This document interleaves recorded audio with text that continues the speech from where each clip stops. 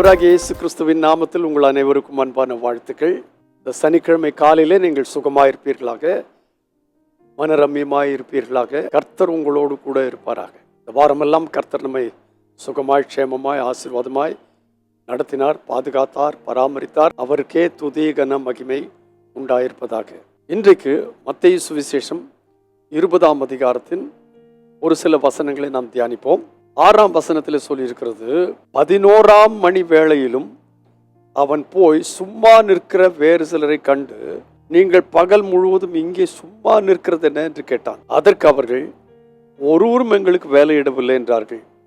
அவன் அவர்களை நோக்கி, நீங்களும் திராட்சை தோட்டத்துக்கு போங்கள், நியாயமானபடி கூலி பெற்றுக் கொள்வீர்கள் என்றான். இங்கே ரொம்ப அழகான ஒரு சரித்திர சம்பவம் சொல்லப்பட்டிருக்கிறது, ஒரு ஓமையாக சொல்லப்பட்டிருக்கிறது.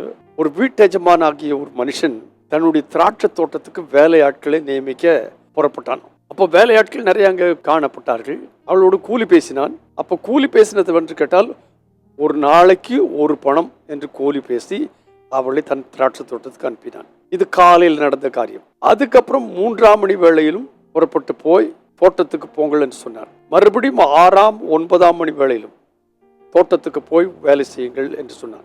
இப்போ இவர்கள் எல்லாரும் எப்படிப்பட்டவர்கள் என்று கேட்டால், தாங்கள் வேலை செய்வதற்கு என்ன கூலி என்று பேசி கடந்து சென்றார்கள். 11ஆம் மணி வேளையிலும் பாருங்க, 3ஆம் மணி நேரம், 6ஆம் மணி நேரம், 9ஆம் மணி நேரம், இதெல்லாம் ஆட்கள் போய் வேலை செய்கிறார்கள்.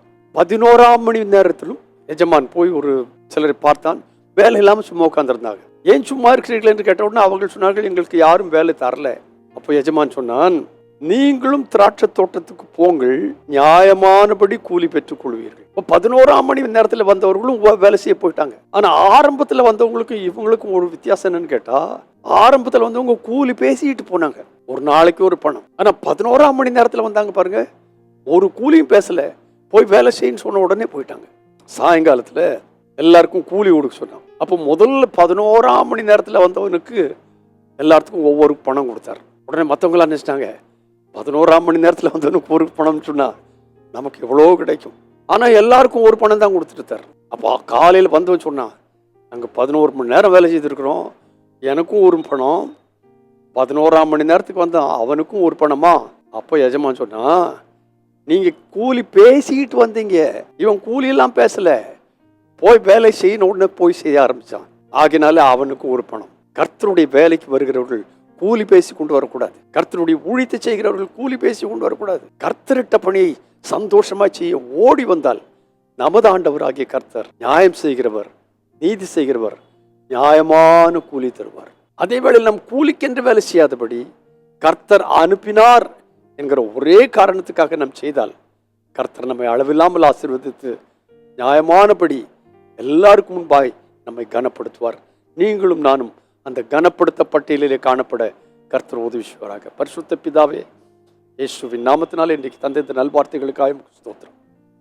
நாங்கள் வேலையற்றவர்களாய் சும்மா இருக்கக்கூடாது, உமக்காக எதையாக செய்யணும்.